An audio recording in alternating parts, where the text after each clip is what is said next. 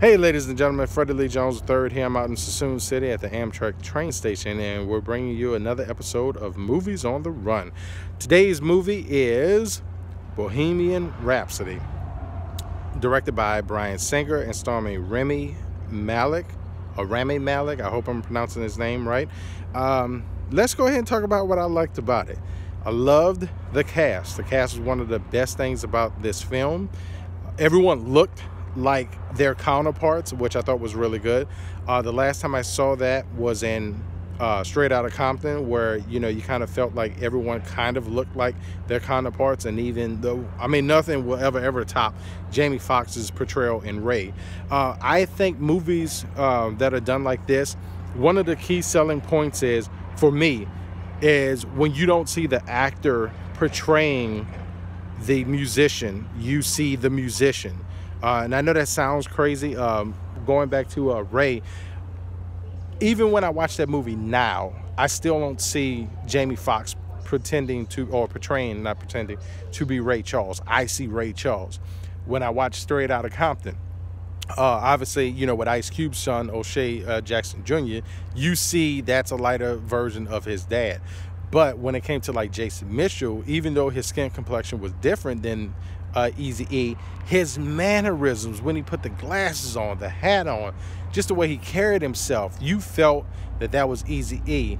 The gentleman that portrayed Dr. Dre, yeah, they almost kind of look alike. And DJ Yella, the kid that played DJ Yella, looks like DJ Yella for real.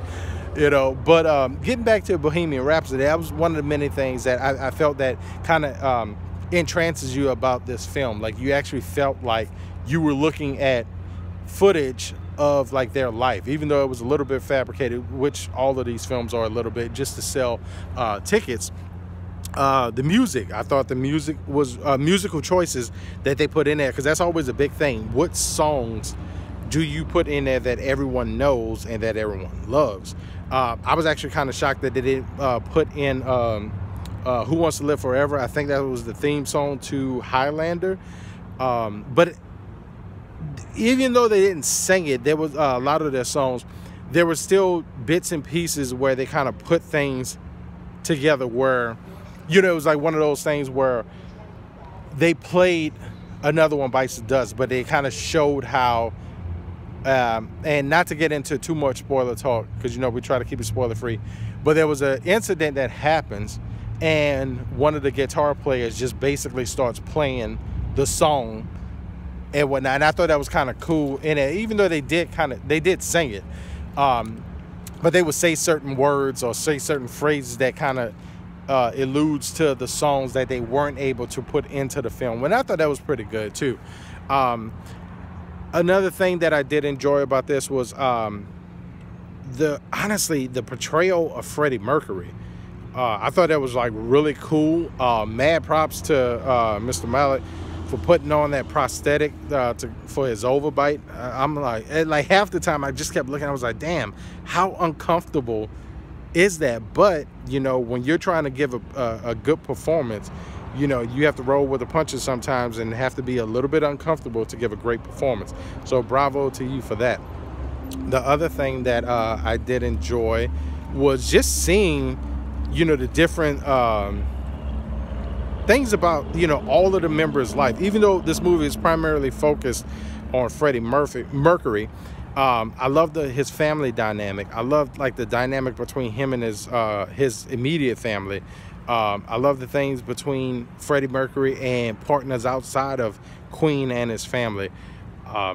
Love the things with the radio executives. Mike Myers is in this film, and Mike Myers gives this funny joke which no one laughed at in the theater we were in, and I don't know if they didn't get the joke, which I found kind of funny. Like, how do you not know this is a particular thing that had happened? But to each his own, I guess. So let's get into what we didn't like about it. I think that kind of concludes all the things that I loved about it. So my biggest thing is, a film of this stature, the concert scenes, none of the concert scenes felt believable. They felt like they were shot on sound stages. There's one in particular where it literally looks like they were shot for like a TV movie, like the old VH1s movies where they kind of did like the concerts. That's what it kind of felt like majority of the time. The biggest one that really kind of threw me for a loop was when they did Live Aid at Wembley.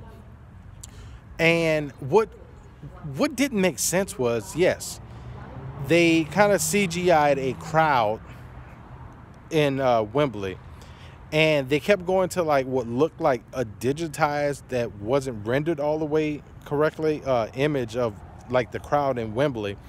But I distinctly remember seeing this guy, when I think it was a blue shirt. I think I remember seeing him 4 different times when they did an aerial view of the first time they went into Wembley, like towards the end of the film. And I was like, man, okay, all they did was just kind of crop everybody, just like what they did with Black Panther, just like what they did with Gladiator, and you know, films like that. Obviously, I know it was probably crazy expensive to film in Wembley, but you know, I mean, there could have been better things. And then they would do these close-ups on the crowd at Wembley, but it would be like maybe 12 people in the shot, so it almost looks like they kind of crammed everybody together to kind of make it look like it was more people than what it was supposed to be. But then it would show shots of like pubs, you know, and then like, you know, Freddie Mercury's parents. Those close-ups were perfect. If you're going to do a concert, the concerts kind of felt a little bit, I don't want to say they were boring, but they really didn't kind of get you into it. Like, you know, case in point, when people saw All Eyes on Me, I remember, you know, besides the story, a lot of people were talking about how boring the concerts look. It, you know, almost looks like they really didn't try hard enough. I mean, granted, again, you take Straight Outta Compton, you take Ray. When they filmed the concert scenes in those films, those were really great. I mean, you actually felt like you were in it. In Bohemian Rhapsody, I never felt like I was really in it. I felt like I was watching something staged, like a tribute, you know, to Freddie Mercury. That's what I kind of felt. I'm sorry, to Queen. That's what I kind of felt like I was watching. It didn't really feel genuine. Now, any part where they weren't doing concerts, that was great. Like, all of that was great. Like, I honestly could have watched that without the concerts. Oh, here's my train. All right, just let everybody know, short, sweet, to the point, I will give this a full marathon. It was good. This is Freddie Lee Jones III, Grady Ones Productions, Movies on the Run, out.